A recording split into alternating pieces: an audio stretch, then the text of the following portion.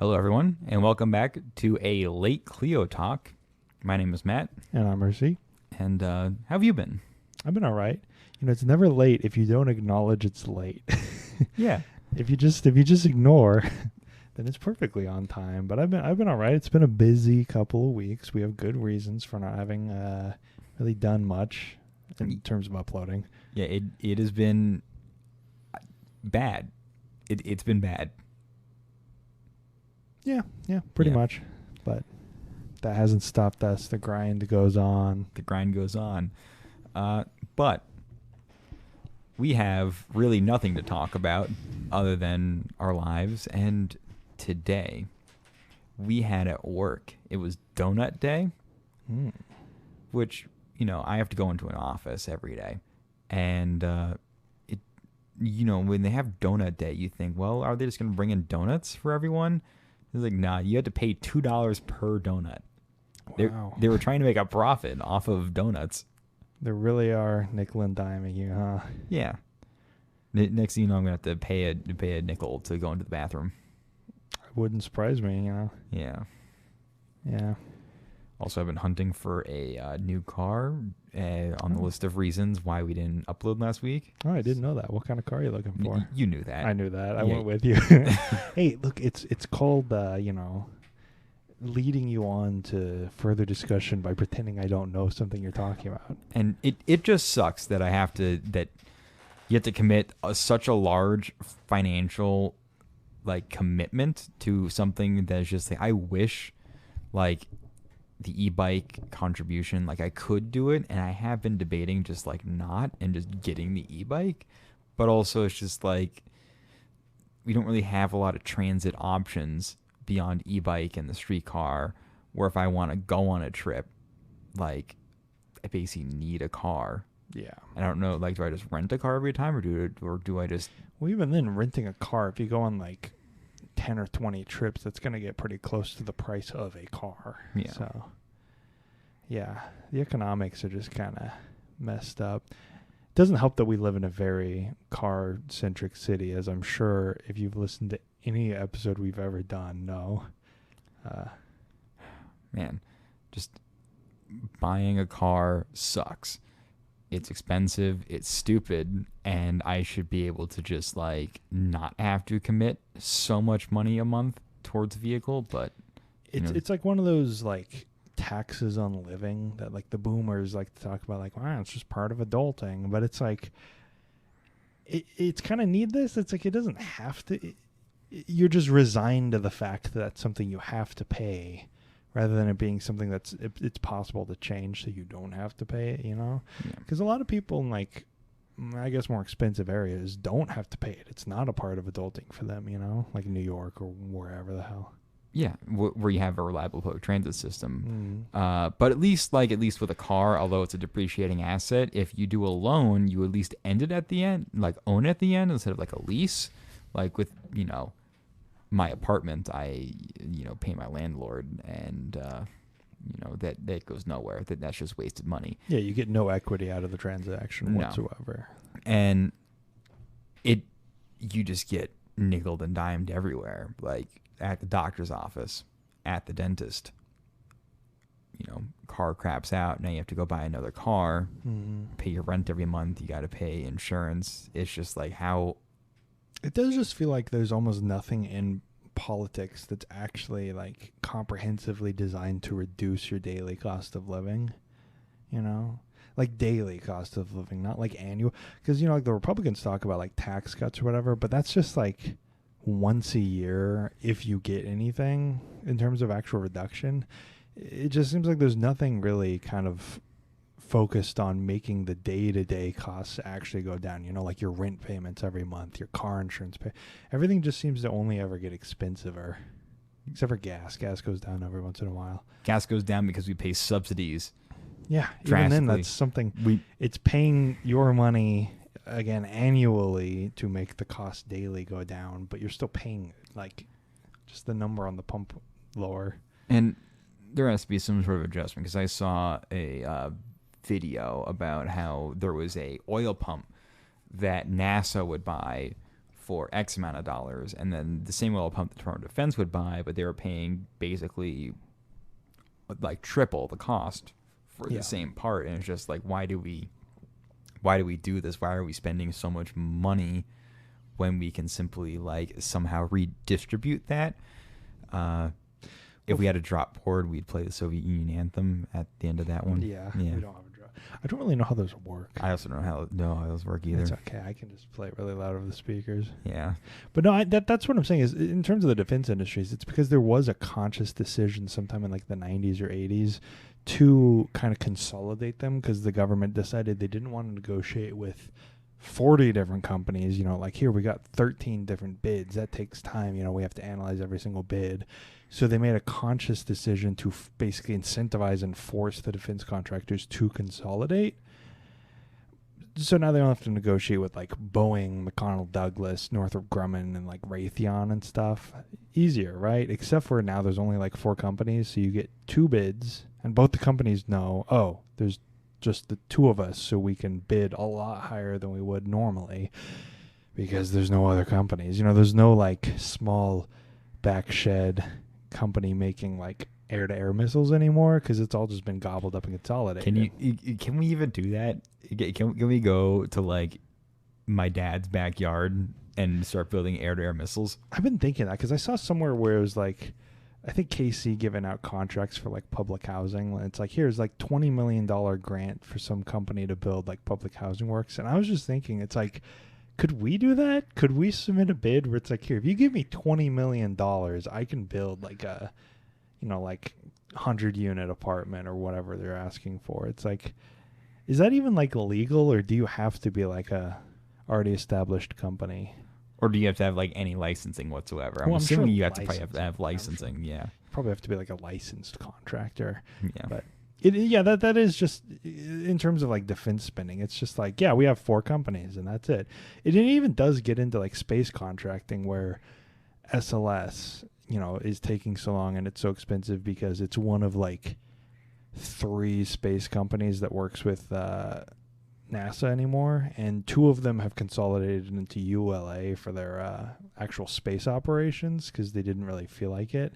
So even NASA has like Boeing, I think Northrop makes some, and like Rocketdyne, famous company, don't exist.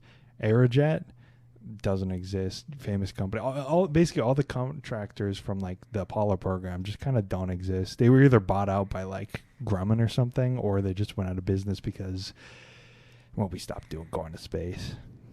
Yeah. So anyways, that's why everything's so expensive for the government now, is just because there's no more like actual competition in contracts, and the government doesn't like negotiating. So when like a contractor comes and says, yes, this socket wrench that I picked up from Lowe's for $10, $10,000 for you, the government just doesn't negotiate and doesn't say, dude, fuck you, I'm going to go to Lowe's.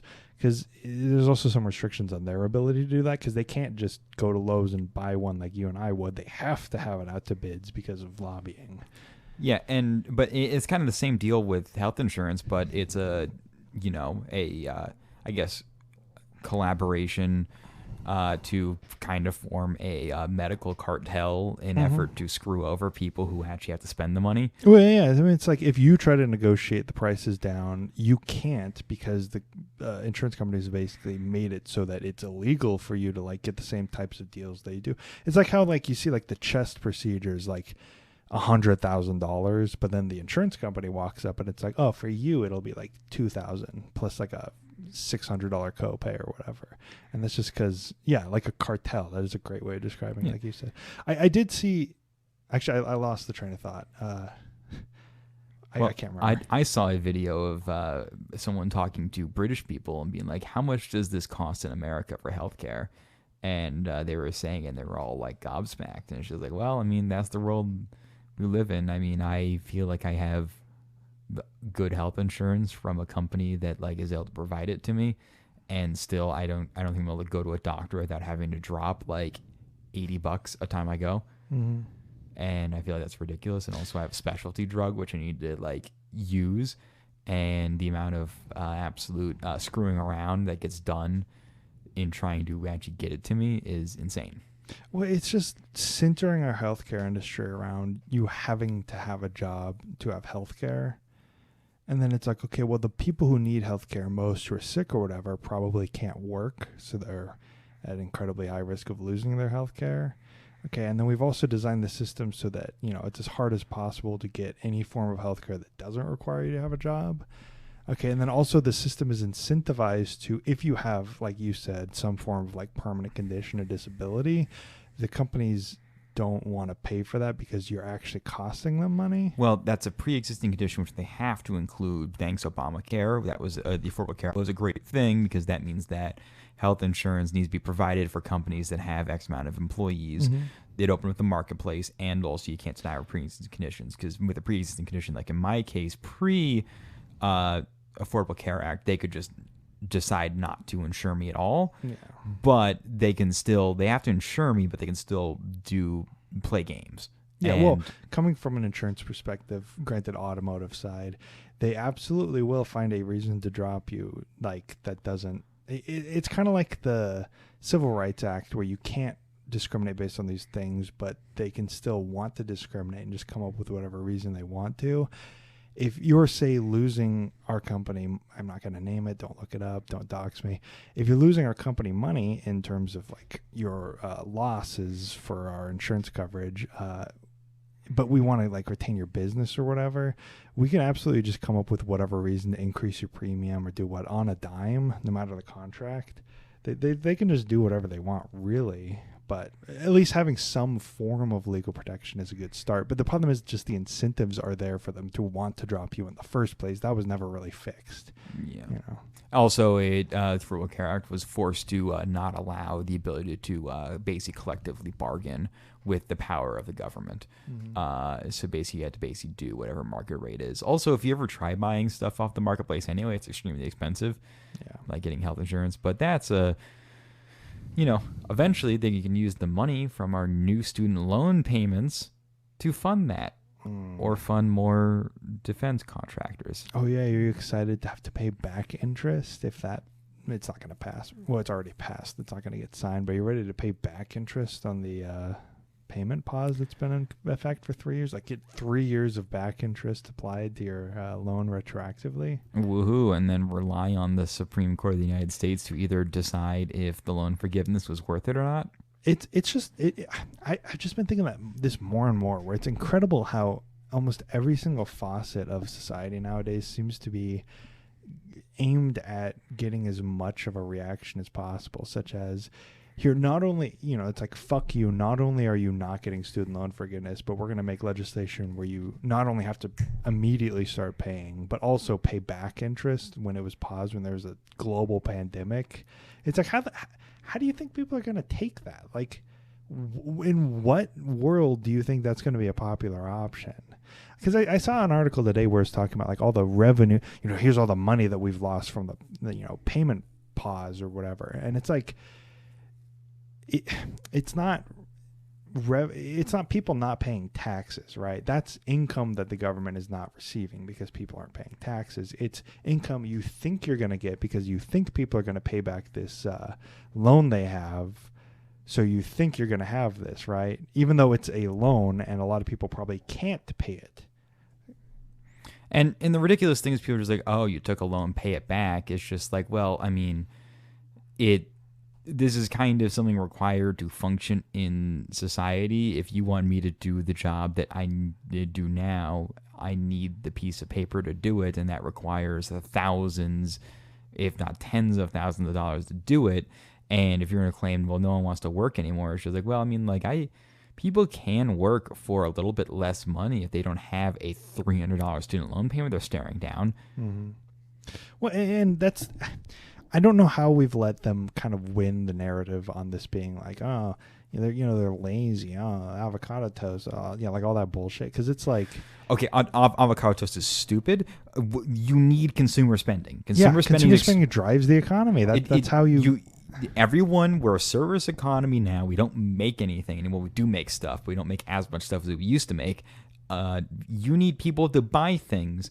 And in order to buy things, I need disposable income. If you want me to go to your fucking store... It's apparently the entire economy is supposed to be geared around, okay, everybody, exists. You have $20 for food, $20 for utilities, $2,000 for rent, $400 for student loan payments, and $100 for car payments. That's the entire economy now. It's all just rent and student loan payments. There you go. That's a functioning society that's not going to run into a credit crisis when nobody can afford to pay any bills anymore. Or what happens when everybody doesn't have the money to pay their student loans and they all default, but it's undischargeable bankruptcies where you can't get rid of the debt. So you've got tons of people with bankruptcies with no ability to pay their loans that they can't discharge.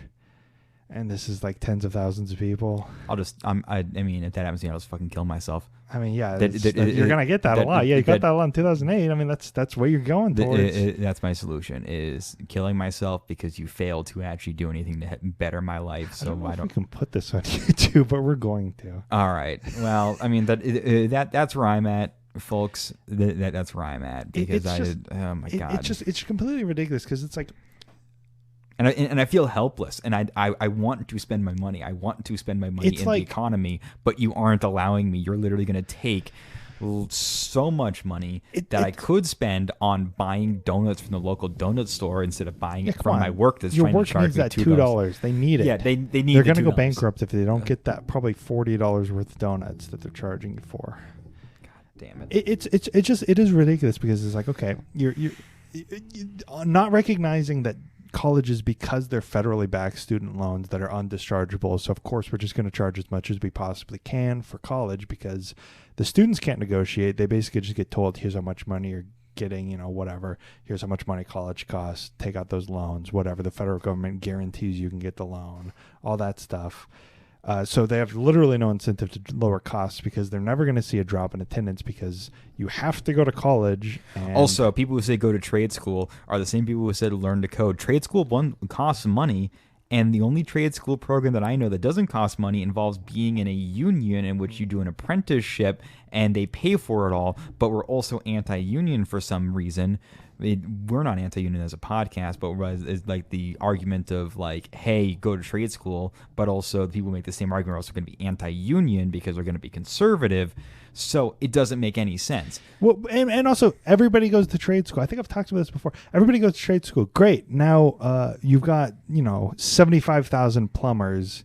And nobody needs plumbers anymore because everybody knows how to plumb. Okay, great. You've now eliminated that trade. Now you've got the same amount of people who have the debt from trade school if they needed it, and they don't have a job for the same reason. We're okay. You've now devalued plumbing. You've now devalued electricians. If everybody who went to college, we have no more engineers, we have no more doctors. Everybody's a fucking electrician. Okay, great. Nobody needs electricians anymore. Great. You've just now completely eliminated that as a job field because everybody knows how to do it.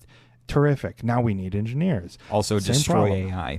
Ban AI. Yeah, that's a whole different bag of worms. That's a whole different bag of worms. But anyway, we're heading towards a weird doomer crisis of young people because apparently we're a geriocracy in which we can only cater towards the elderly who get socialized health insurance where they pay zero and we've got congressmen who get paid hundreds of thousands of dollars to barely show up to work and get free health care. We've got a bunch of retired people who get paid Social Security and Medicare and Medicaid and just have a ton of benefits that we're never going to be able to see because Social Security is probably going to be dead in a few years and constantly have to cut Medicare and Medicaid. And they're the ones voting against all this for anybody else other than them. It's it's an abundance of selfishness in our society aimed at the old towards the young. Can you at least cut us? I know you're trying to make the argument of pull yourself bootstrap, and you made it. Well, congratulations, you made it when there wasn't record inflation, and also you had literally a economy built for you where you were supposed to pass on the next generation, and you slammed the door behind you. But can you at least cut us a break, please? Yeah. It's the participation trophies, the young people. Who the fuck was handing out the participation trophies? It wasn't the children giving it to themselves. You guys are the ones who the older generation is the ones who did the coddling of the younger generation, is quote unquote, and then they're the ones trying to like freaking use the rod, and we got to beat down the young folk. You can't own any property. I'm not going to sell my beginner house. I got to buy a second house because I have all of the actual like money because I didn't have any debt in college because college was affordable. And your only way outside of this new neo-feudalism is to become a landlord yourself. Mm-hmm. Or a car dealer. Or a car dealer. Yeah, I saw that post the other day where it's just like the new feudal lords are basically the weird small town car dealers that are the only ones with any wealth in their community. The like, my name is Smith and I own Smith Chevrolet. Yes, like that one guy who owns every single Kia dealership and Ford and Chevy dealership around that area. You know what I'm talking about? Oh, yeah. Trying to not dox ourselves here. Yeah. I mean, it's just like, wow, he has every single... People are aware of what city we live in. Yeah, but we don't have to make it any easier. No, we don't have to make it any easier. That's right. All right. Well, yeah, I mean, and, cars are necessary because fuck the environment, and also please buy a depreciating asset for way too much money. And, and you'll be locked into buying one every 15 years. It always loses its value. You have to sell it for... if it makes it 15 years. A quarter of what it's worth, yeah. So, some cars, you might accidentally buy one that is apparently a dud, and then you have to basically get rid of it before your loan is done or be upside down completely on your loan, and then you have to roll that into more debt, and you in an endless cycle of rolling in debt. You would think at some point cars would get cheaper, right? Like... You would think at some point they would get like less expensive to purchase since we've been building them for like over 100 years and we should be pretty good at it by this point. You know what I mean? Yeah. Like TVs barely cost anything anymore. Like phones haven't gone down in price actually, but it's just like I thought. But that would require not crushing the American automotive industry in order to destroy the United Auto Workers Union. Yeah. Anyway, but we're a pro-train podcast, so build more trains. I was going to say, we always complain, but we never talk about solutions. My solution is, for the college stuff, how about we just make it so that majors that, don't make as much money don't cost as much. Instead of just doing like a flat, here it's, $300,000. Obviously, none of the colleges we went to cost as much, but like $300,000 for your degree, no matter what you get. So if you want to be a teacher... It looks like you're going to be drowning in debt for the rest of your life. But if you want to, basically the degrees cost as much as if you were to be an engineering major. But you're getting like an English degree or a poetry degree, which are viable careers, but they're not worth the amount of money you pay. We need to just have something that's like almost. Well, I suppose the federal government's in charge of the loans, so if they wanted to, they could put this in place where it's like, look, we're going to stop issuing loans, period, unless you like make these changes. Where it's like, here. Credit costs by class. Or like engineering classes cost more, English classes cost less. Okay, I don't want to, but also I don't want to incentivize everyone getting a stupid, useless degree, which we did. But it's not stupid and useless if it doesn't cost as much. Like if it cost us $10,000 to get the degree we got, right? Yeah. Then it wouldn't be as stupid as useless as it is if it costs the same as an engineering degree, right? Because then at that point it's like, well, why didn't you just get an engineering degree? Whereas if it's a lot cheaper to get, say, quote unquote, lower value degrees, then they suddenly don't look as stupid, right? Then you can get an education in a field you're passionate in. And even if it doesn't necessarily immediately translate to a job in that field, you're not suddenly saddled with you're not saddled with debt as if you're going to be like, get a doctorate and become like a PhD professor or something like that. You know what I mean? Yeah. I personally feel like state schools should be basically free for residents and do the regional transfer programs. No, but then I gotta pay for your gender studies degree. Yeah, that's part of living in a society. I have to pay for your Social Security, bitch. Yeah, it's almost like we had, back in the 50s and 60s, when our space shuttle project podcast is covering, it's almost like we had a massive federal investment in education that helped a lot of people get engineering degrees so we could be competitive in space works with the Soviets. And that's when most of the people complaining about gender degrees got their degrees, was in the 60s and 70s when all that investment would have been paying off. And also the GI Bill would have, made more. But that's my thing is I don't know why there's not more variability in the cost of degree, like what you get. Like, say, if you're saying the gender studies degree is useless, I don't know why it would cost $100,000, because if they're like useless. I also don't want to say that was just I'm angry. I No, I feel know. like all of these, they're all That's valid. I'm trying to move this into. I mean, getting an education just in general is valid, because you're putting forth work to get a degree. And Unless you're, and the person who gets the degree in that at least knows something that a business major doesn't.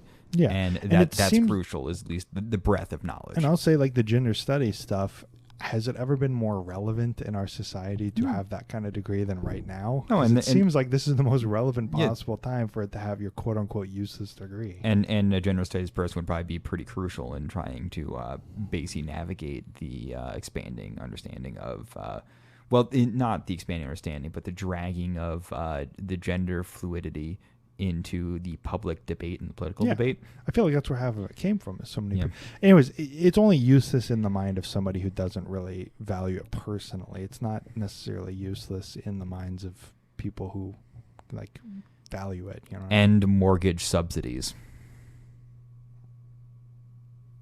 You want to expand? No. End Okay. it. That's what I'm saying is we need to be a solutions podcast. We need to be a place where you tune in and get the solutions to the problems, not just the addressing of the problems, such as just build freaking trains, build regional rail in KC. There you go. The I-70 project, by the way, if you're listening to this, public comments are open on the I-70 widening. So please submit your project. I believe our account retweeted it earlier. You can submit your comments on what you think of the I-70 widening project, and you don't have to put your address. I told them I thought it was dumb and that they should just run the river runner more often, because it can probably, if you run it like 6 times a day during the day and times when people will ride it, it can probably move more people than the highway can. And more comfortably. Yeah, and also just build more trains in Missouri in general and in Kansas. I want to be able to get hammered on my trips. Yeah, it's like solutions podcast. Build more trains. If you have solutions, or you think that what we're saying is dumb, you can add us at Twitter or DM us. Are DMs open on Twitter? Yeah, they're all. I think they are. You can. I could check that right now. I'm pretty sure they should be open. You can tweet at us or DM us at Clio History. Wait, why would we be able to DM ourselves? I don't know. Maybe we need. I'm just being stupid. You can email us at cliohistorypodcast@gmail.com. Look, I'm doing the plugs integrated. Yeah, you're doing the plugs in only 27 minutes instead of at the end of the episode, an hour in. We usually hit the talks sometime around 30 minutes anyway, right? I think so. I mean, this is just a chaos episode. This is the life got real weird for both of us, and we have nothing to talk about, but we want to actually put out a podcast, and I am real angry and oh my god, tipsy. our DMs have been closed this entire time. Why have they been closed this I entire don't know. You guys DM us, please. All right, yeah, you can DM us, you can email us, listen back to what they are. Tell us we're dumb. Or provide us with what solutions you think would work best. Preferably not. Do not tell me to go beat the governor of Missouri to death with a hammer, because I'm not going to do that. That would be it's a hypothetical situation in which we shouldn't suggest beating the governor of Missouri to death with a hammer. I'm assuming you heard what he did today. Yeah. Did you see that the Kansas City Chiefs are now a Kansas team? Oh yeah. You saw? I sent you that. You saw? Yeah. Because the Chiefs went to the White House, celebrate the Super Bowl victory, and Governor Mike Parsons of the great state of Missouri. Well, let's nix that. Of the state of Missouri, was not attending, but Laura Kelly was. The governor of Kansas, the great state of Kansas. So, yeah. That great, well, not great. That Donald Trump tweet in which he mistaked the state and then deleted it. Yeah. Yeah. Did he delete it actually? I don't think so. I don't think he's ever deleted a tweet, except for the Kofefi one. I think he deleted that one. But I think that somebody sued him over deleting the tweets, like the National Archives or something. Well, he was using his personal Twitter account as the presidential Twitter account. Yeah. He never used the presidential Twitter account. Yeah, because the presidential one's lame. God damn. I think it had less followers or something. Man, he he's awful. Yeah, but the Republican primaries are starting up, and it's DeSantis and Chris Christie and somebody else, some North Carolinian, and Trump. Nikki Haley's running. Yeah, and I think it will be a little bit funny to see DeSantis, who's, you know, been like puffed up all these years of like, you know, I'm getting rid of woke Florida or whatever, just get like absolutely curb stomped by Trump. Just, yeah, tiny Ron DeSantis. He's only 6 foot tall. He got in Disney World. He's got rid of 20 million jobs. God, it's gonna be so bad. And honestly, one of the single stupidest person I know is really pro Robert Kennedy Jr., the vaccine guy. And it's like Robert Kennedy is like who's that rich guy from the last the Democrat from the last one? Bloomberg. Yes, Robert Kennedy's like the Michael Bloomberg, where it's like he has literally no chance of even getting 1% of the vote. But he's running for some reason, and like I think Elon Musk keeps retweeting him, and it's like, what do you think? Like, do you really are you serious? Like, do you really think like Mike Pence? He's running too. Have you seen his like campaign stuff? It's just like Mike Pence for president. It's like the most boring thing you've ever seen on like his podiums. It's like, dude, you are going to get 3% of the vote before New Hampshire and drop out. Like, that's just what's going to happen. Like, I don't care if you're like, mine was vice president. You're like worse than H.W. Bush in terms of boringness. You're not going to do anything, dude. I never get these guys where it's just like they run and it's like, oh, yes, I'm running. It's like, dude, you're going to get like, it's like if I ran. You're going to get like 1% of the vote. You're going to spend $700 million and you're going to have to drop out before like South Carolina. Like, I can tell you that. Just give me the money. Give us $700 million and we will do something with it. Yeah. I can make a better logo for Pence, though. His sucks. He's going to be dead on arrival for that because it's just like, dude, 101. I do want to see the like Trump Pence debate. I think that would be funny because they were like president, vice president.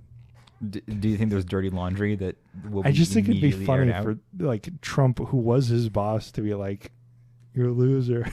It's like you were assigning me the work. Who is Trump going to pick to be his VP then? Because I'm assuming he's going to win the Republican primary. I hope that he doesn't win the presidency. I hope he doesn't win the presidency at all. I think if he didn't win in 2020, he's definitely not winning now. Because I think 2020 was his last shot. Now he hasn't been president for 4 years. Things haven't gone completely off the rails. And it's just kind of been like, we're back to Obama, where it's just like kind of normal. And I think a lot of people are kind of like, okay, like this is like a lot nicer now. We're back to just not really doing anything. A normal president who doesn't do anything too lefty, which I wish he would do, but also isn't going to, try and fix the unite the Koreas and then get bored and get in a Twitter fight with Alec Baldwin, then leave the summit. Oh my God! Just when Alec Baldwin killed that lady, like right after like Twitter feud, and it's just like, oh my God, what is happening? Just like, oh. But no, I think Trump's gonna win. The prediction time, Trump's like, I think easily gonna win the Republican primary because he has all the clout. I mean, that's pretty much his party. But I think he's gonna get pretty bodied in the general because there's just, what do you even run on at this point? Like, the pandemic's over. The economy hasn't collapsed. We're actually out of Afghanistan for once. Like, as much as that was like a terrible pullout, we're out. It's done. Yeah, I mean, who's to say? I hope that like at least things improve for the better, and he doesn't win, and also gives us some very funny things to laugh at along the way. I gotta say, the Republican primaries in 2016 were like grade A comedy, and I'm really hoping that they're as funny again. Just because the debates in 2020 were kind of stupid, the presidential ones, Biden and them, because it was just them yelling at each other. I'm really hoping that Chris Christie being there will be the deciding factor, where they're just like stupid. Because it's like, okay, yeah, Chris Christie, yeah, you're the one everybody wants. You lost in 2016. Yeah, you're definitely the guy for the job. You are definitely that guy, Chris. Yep. After being called fat by Donald Trump on stage, you were definitely gonna win. Yeah, I hope there's some props at least, where like at least one of them brings props. Do you think Ben Carson's gonna run again? Is he dead? He's no, dead, right? no. That's Herman Cain. that died. Herman Cain's dead. Yeah, Ben Carson's still alive. Ben Carson's alive. All right. I just thought he was funny. Anyways, all right. Well, this has been a Cleo talk about. We're only 35 minutes in. Yeah, about us being angry and then talking about politics. I've been Matt. I've been RC. You can go ahead and follow us on Twitter at Cleo History. Our DMs are now open because we checked they're all open. live on the podcast. You can email us at cleohistorypodcast@gmail.com. You can leave us a review and share it, and we are available wherever you get podcasts. And if you thought anything we said was dumb, DM us, and we'll let you know why you're wrong, unless you actually have good points and we concede to you. Anyway, bye. Bye.